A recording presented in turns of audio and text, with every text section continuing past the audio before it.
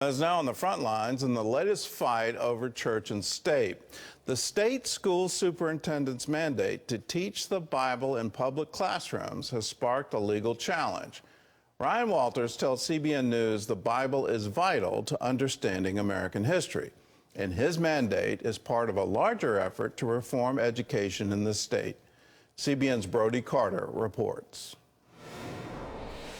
Oklahoma State Superintendent Ryan Walters' push for teaching the Bible in its historical context in public schools has reignited the debate of church and state.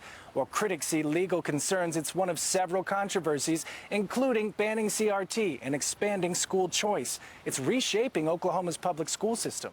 And frankly, what have we seen since the Bible was removed from the classroom? Society in almost every way has gone downhill. This summer, Walters issued a bold mandate requiring all K-12 public schools to include lessons on Christianity in the Bible, warning of strict consequences for any school that doesn't comply. But our biggest one right now is we are rewriting all the Oklahoma academic standards. We're going to have the best history standards in the country. So you're going to see a robust understanding, more primary sources. Part of the mandate includes an updated process for awarding a $3 million contract to provide 55,000 Bibles for public schools. Okay, you don't like Christianity, so you're not going to tell kids that the Pilgrims came here to escape religious persecution? Well, then you're not going to be a history teacher in Oklahoma. That updated criteria requires the Bibles to be a leather-bound King James version that includes the U.S. Constitution and Pledge of Allegiance. Walters recently faced scrutiny because the only Bible that appears to qualify would be the God Bless the USA Bible, endorsed by former President Donald Trump. In a statement to CBN, Walters denied catering to one organization and noted that would violate state law. He also insists that he's not trying to promote Christianity in the public schools. We're not pushing individuals to be Christian. We're not pushing a religion on them. What we are doing is we are making sure that our kids understand American history.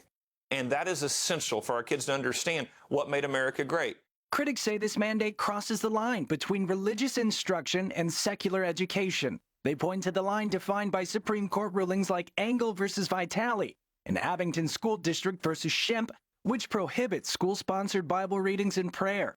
We have seen the Supreme Court starting in the 1960s, and then the teachers' unions in every practical way pushing the Bible out of schools. When I came into office, we had multiple threats of lawsuits from national atheist organizations telling teachers to remove the Bible, to remove Bible verses, to never mention God or Jesus in the classroom. Well, think about the absurdity of that. How do you teach the Pilgrims why they came to America if you can't ever mention the Bible? Several organizations, including the ACLU, have sued, arguing Walters is violating the Establishment Clause of the U.S. Constitution, which prohibits government-sponsored religion, as the Supreme Court noted in ending school-sponsored prayer.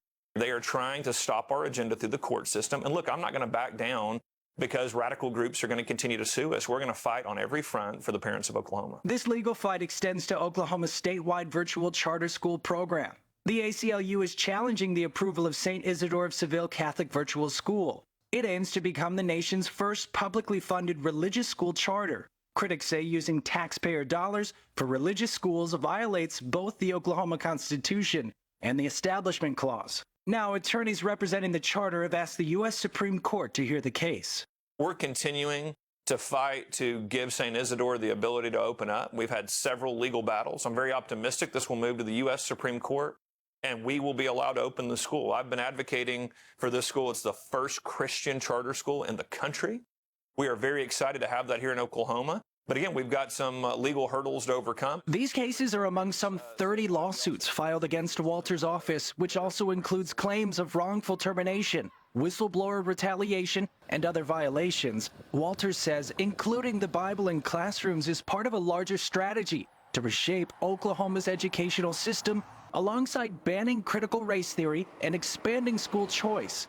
He's counting on these policies to strengthen values and improve Oklahoma's educational standing.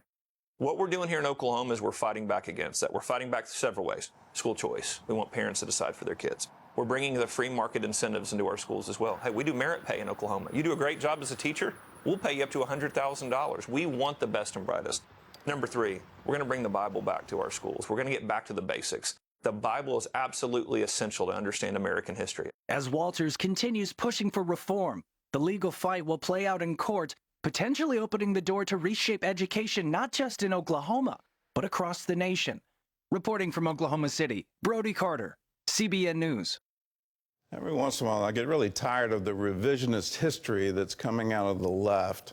The reason we have public education in the United States of America, this is our history, is so that everyone would be able to read the Bible. That's the history of it. That's why we teach our children to read, so that they have the ability to read the Bible on their own. And given that history, if you don't have that as part of the education process, then you're completely missing the point. The officers, the generals of the Revolutionary Army after the war, what did they do? They formed the American Bible Society because they wanted the Bible to be freely available to every citizen in the United States. And the reason they wanted it is our liberty is based on the Bible. I majored in history at Yale University. The sterling professor of history, American history, Edmund Morgan, taught me very clearly, without the Great Awakening of 1735, there would have been no American Revolution. It wouldn't have happened. And the cry of the Revolution, no king but Jesus, without Jonathan Edwards, without George Whitefield, the great evangelists of the Great Awakening, there wouldn't be our nation. So to say we can't teach that history to our children, just boggles my mind, because it changes our very history and our very culture. Now, here's something extra that you may not have considered. There's a study out of MIT done by a non-Christian, a non-believer, a self-professed agnostic. He wanted to find out what happens to people when you post the Ten Commandments, or when you have them sign a pledge that they haven't received help, that they will have done this homework, they've done this work based on an honor code. And it's an amazing result that when you have standards that are publicized in a classroom, you end up with better students and you end up with better people. So when you take that away, what we've seen in our culture has come to pass. We're not a better culture now. We need to return to our roots, and what better way to do it than here is our shared culture. It's a culture coming out of people that were dedicated to reading the Bible and understanding the stories, and understanding that we find these truths to be self-evident, that our liberty is given to us by our Creator. And without that, there is no United States of America.